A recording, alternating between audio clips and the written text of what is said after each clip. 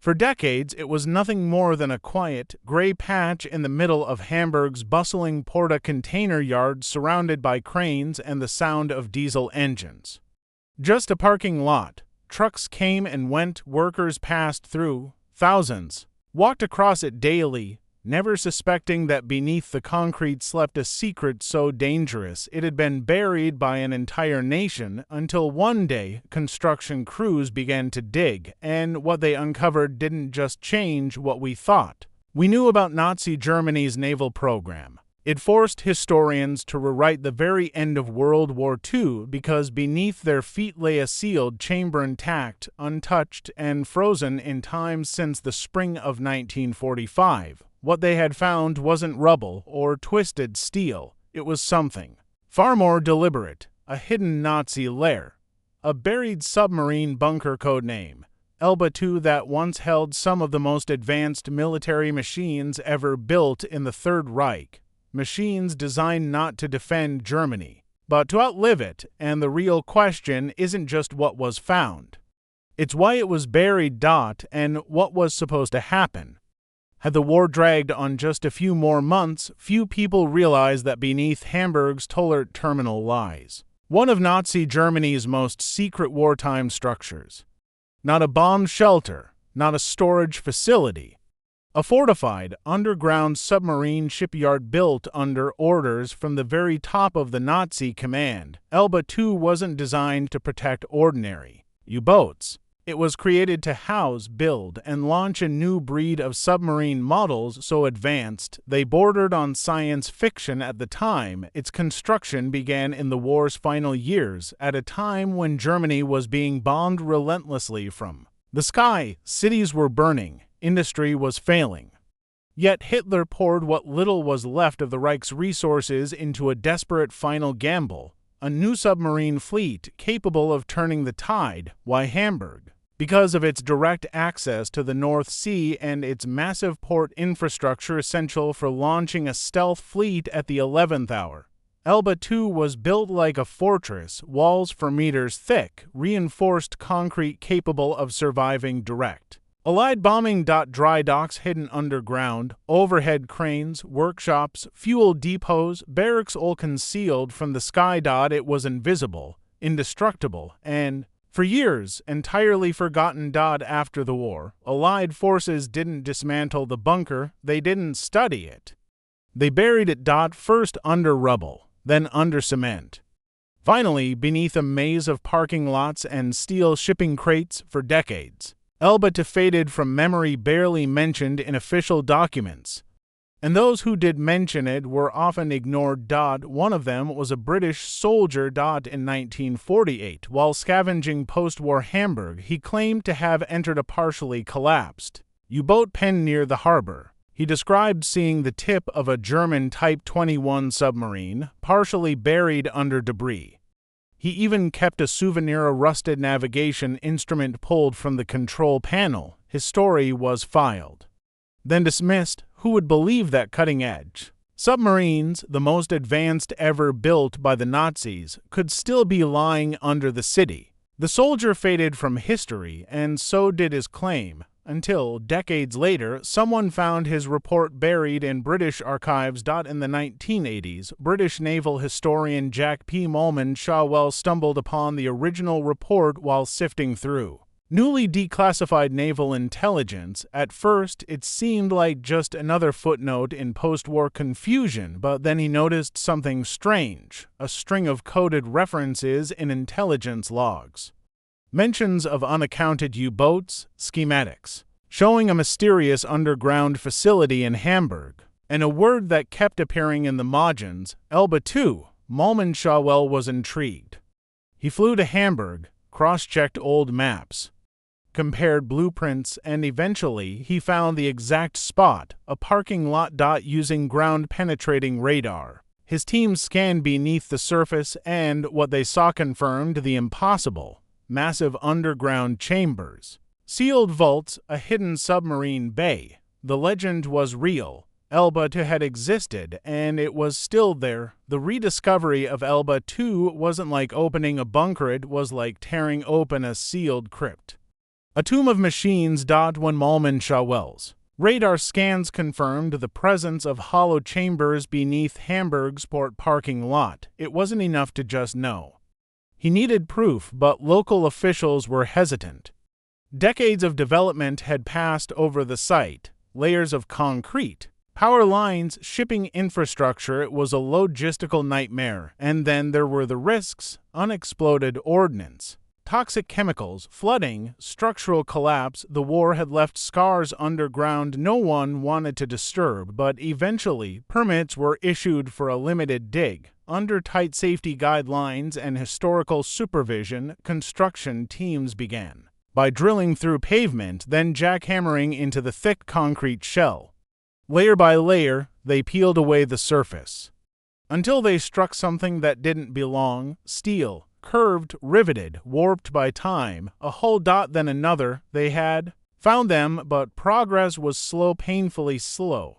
Inside the collapsed chambers, much of the structure was waterlogged. Entire sections were filled with chemical sludge from decayed fuel tanks and battery acid.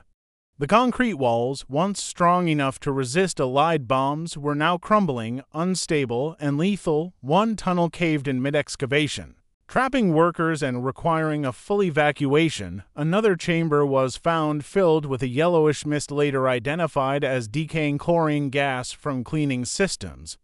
Workers had to wear full hazmat suits, oxygen tanks, and radiation detectors just to proceed. At one point, a lead-lined locker was found sealed tight.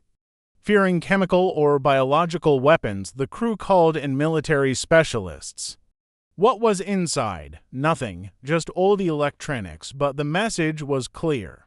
Elba 2 was not just a historical site, it was a hazard zone. A machine graveyard that didn't want to be disturbed, and yet they kept digging because the prize wasn't just buried steel. It was the truth. Eventually, the excavation reached what had once been dry docks. There, partially entombed in rubble and frozen in decay, were the remains of 3 submarines, not just any submarines, Type 21 U-boats. Their names were etched into naval records. U-505, U-3004, U-3506. Each one was part of Hitler's final naval gamble, rushed into existence in 1944 and 1945 with the hope of turning the tide against Allied supply lines in the Atlantic. And here they were. Still sealed, still intact. The hulls were battered, yes, collapsed in sections, dented by explosions, but the overall structure of each vessel remained astonishingly preserved. In one, the conning tower was still upright. In another, the periscope assembly, though rusted, was recognizable, but what truly stunned the team was what they found inside. Within the dim corridors of one submarine, the interior told a story frozen in its final chapter: uniforms hanging from pegs, eaten by mildew but still shaped like the men who wore them, a coffee mug chipped and overturned beside a control panel, a logbook open mid-entry. The last words: diving sequence initiated 6:44. There were no bodies, no blood. But there was the unmistakable presence of routine, of lives being lived within a machine designed for war. In one berth, a faded photograph still rested behind a steel clip. A woman, smiling. On the back, a message in German: "Wait for me." But what began as haunting turned darker. Investigators confirmed that many Type 21 submarines, including those at Elba 2, weren't constructed in above-ground shipyards. They were assembled in secret, inside subterranean factories like the Valentin bunker near Bremen and Berg Crystal in Austria. These weren't industrial marvels, they were hellholes. The workers, not volunteers, not civilians, they were slave laborers, mostly political prisoners, POWs, and concentration camp inmates. Men pulled from camps like Auschwitz, Neuengamme, and Buchenwald. Thousands of them. They worked 16-hour shifts under brutal conditions with little food, no medicine, and the constant threat of death. Beat one rivet to slow, beaten, collapse from exhaustion, executed. Some never even made it to burial pits because in the rush to pour concrete and complete the bunkers on time, many corpses were simply cast into the walls themselves. entombed alongside the steel they were forced to build, and that horror wasn't just abstract. Inside one of the Elba-to-service tunnels, workers found scratched messages, names, dates, and desperate pleas etched into metal with nails and wire. Some were in Yiddish, others in Czech, Polish, Russian. Testaments from men who knew they wouldn't leave alive. One read, "Remember us. We built this with blood." Near the crew quarters, archaeologists discovered something surreal, a folding table. On it, a set of cards lay scattered mid-game dust, coating every surface, but the outlines of hands still faintly visible where the cards had once been held. A gas mask hung above the table like a forgotten threat, and across the corridor, a rusted door stood closed, as if expecting someone to open it, but no one ever did. The crew had vanished, whether they escaped before the scuttling or perished in the blast, no one knows, but the silence was louder than any report, louder than any history book. These weren't just submarines, they were coffins. And the bunker was their tomb. What made the discovery at Elba 2 so unsettling wasn't just the rusted submarines. It was what those submarines represented, because the Type 21 U-boats buried beneath Hamburg weren't just machines. They were the final move in Hitler's endgame, weapons designed to strike from beneath the waves with unprecedented speed, stealth, and power. Months before the Allies could respond. To understand how close we came to disaster, we need to understand what these vessels could actually do. The Type 21 was unlike anything the world had seen. While Allied navies were still relying on older sonar, surface sweeps, and clunky depth charges, the Type 21 could remain underwater for up to 72 hours straight, travel over 300 nautical miles submerged, faster and quieter than any destroyer could, track fire multiple torpedoes in rapid succession, using an automated reload system. Evade sonar with its streamlined, sound-absorbing hull. Its top submerged speed of 17 knots made it faster underwater than most Allied escort vessels were on the surface. It was, in every measurable way, a generation ahead of its time, and it didn't rely on magic or pseudoscience. It worked, it was real, and it was operational. British naval reports even admitted, had the Type 21 appeared in numbers 6 months earlier, the Atlantic campaign could have taken a very different shape. That's not speculation, that's a warning. Imagine the year is late 1944. The Allies have just landed at Normandy. Supplies are pouring across the Atlantic. Every week, thousands of tons of food, fuel, weapons, and men are being shipped from North America to Europe. These convoys were lifelines, and they were always under threat, but the U-boats hunting them, older, slower models, had been losing ground. The Allies had radar, sonar, escort ships, air cover, but the Type 21 wasn't just another Wolf in the pack. It was a ghost. It could lurk beneath the convoy for days, strike, disappear, reload underwater, and strike again. Had just 50 of these submarines been deployed into the Atlantic in early 1945, they could have doubled or tripled Allied shipping losses.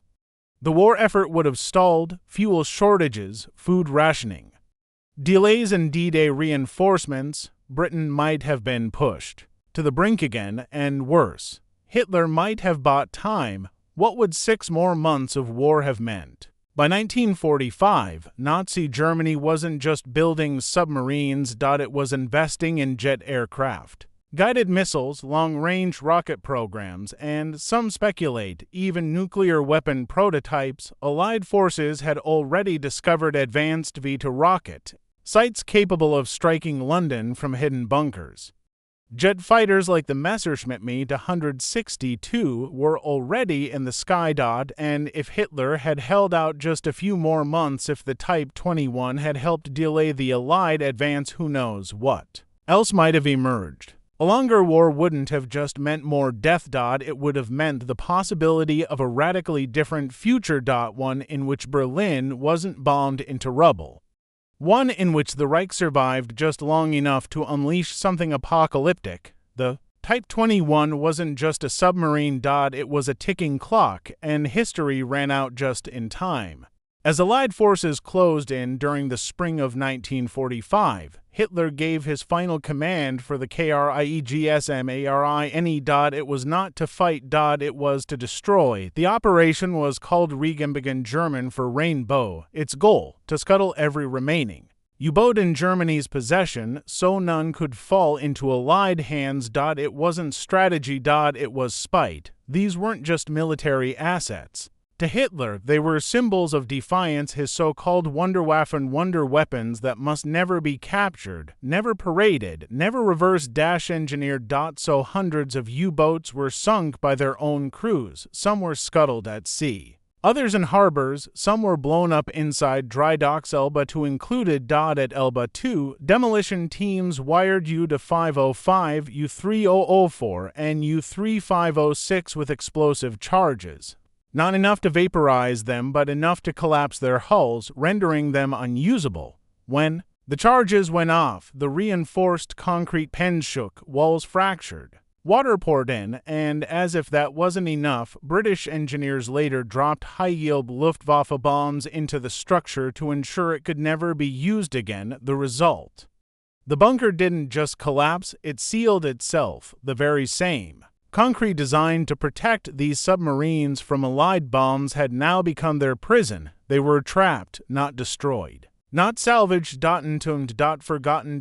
Until now. The irony was brutal. Hitler's obsession with grandeur had created a tomb that was too strong to destroy, and the Allies, eager to move on, eager to avoid the risk and cost of digging deeper, simply buried it. They didn't know, or didn't care, that they were also burying a secret far more dangerous than weapons. They were burying the proof of how close the world came to a different ending, how fragile victory really was, and maybe, deep down, some of them knew it.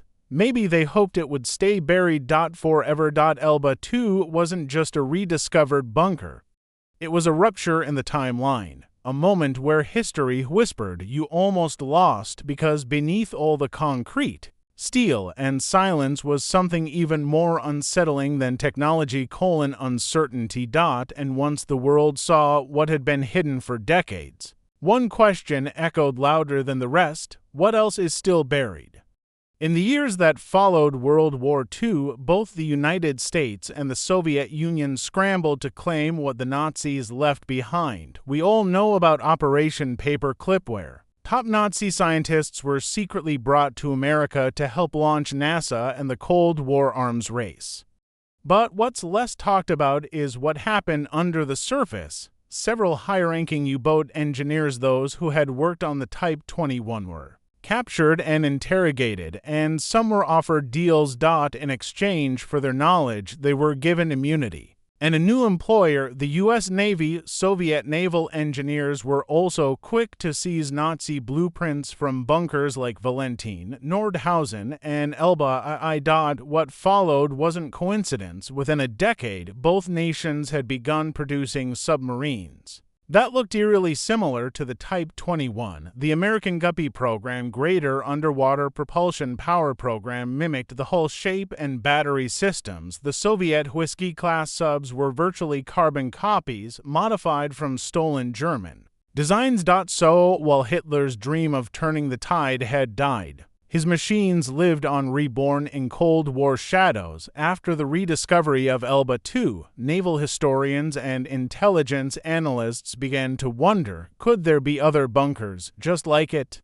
Other sealed facilities, other forgotten weapons left behind in the chaos of the Third Reich's collapse? And if so, where? Some believe there's compelling evidence. In the Czech Republic, rumors persist of sealed mountain tunnels containing everything from lost documents to gold to early V-weapon prototypes. In Austria, the Berg Crystal underground complex was so vast, even today large parts remain unexplored, its blueprints partially destroyed by retreating SS officers. And in Poland, satellite scans in recent years have revealed anomalies in forested areas suggesting underground structures that match World War II-era layouts. Each time one of these discoveries is made, the story is the same. Locals heard rumors. Governments stayed quiet, and only after decades did the truth emerge. Elba may not be an anomaly. It might just be the first domino, but rediscovering these sites doesn't just raise military questions. It reopens emotional wounds, because for every submarine blueprint and torpedo casing found, there's something else nearby: a mass grave, a laborer's journal, a name etched into steel. The Nazi war machine wasn't just built with steel and science. It was built with suffering, and many of the bunkers we now explore were constructed by hands that never saw daylight again. So for historians, these places aren't just research projects, they're memorials. Caution signs, proof of how industrialized cruelty can hide beneath innovation, and yet many of them are still sealed. Many haven't been touched. And no one knows what's behind those walls. Elba 2's rediscovery has also reignited an uncomfortable debate in academic circles. Just how advanced was Nazi technology? Mainstream historians agree the Nazis were brilliant engineers, but bound by flawed ideology and chaos in leadership. But fringe theorists have long claimed that Nazi Germany developed technology decades ahead of its time, even bordering on the sci-fi. We're not talking time machines or UFOs, we're talking anti-sonar Hulko-Tingslant propulsion systems, high-yield jet fuels, vertical launch rockets, possibly even early nuclear devices in development. Some of these theories have evidence. Others rely on missing documents, files that vanished as Berlin fell and were never recovered. But what fuels these theories most is absence. Too many sites destroyed, too many files burned, too many witnesses disappeared. The secrecy that cloaked Elba 2 for 80 years didn't just preserve history. It created a black hole of knowledge.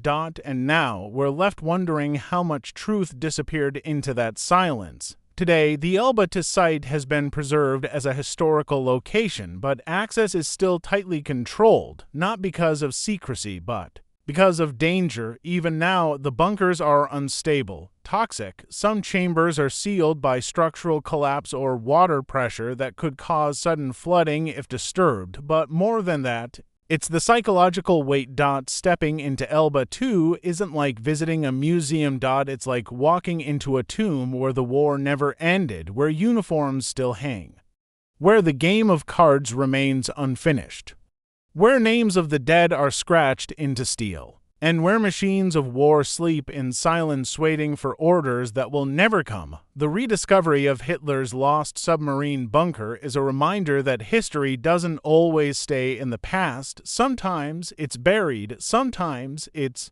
forgotten, but it's never truly gone. And when it comes back like Elba 2 did, it forces us to confront the reality that victory in war isn't just about who wins. It's about what we almost lost. The Type 21 submarines inside Elba 2 were built to change history. They didn't, but they almost did. And now they sit in silence, a warning of ambition, of cruelty, of secrets too dangerous to forget. Because if Elba 2 was buried for 80 years, how many others still sleep beneath our feet?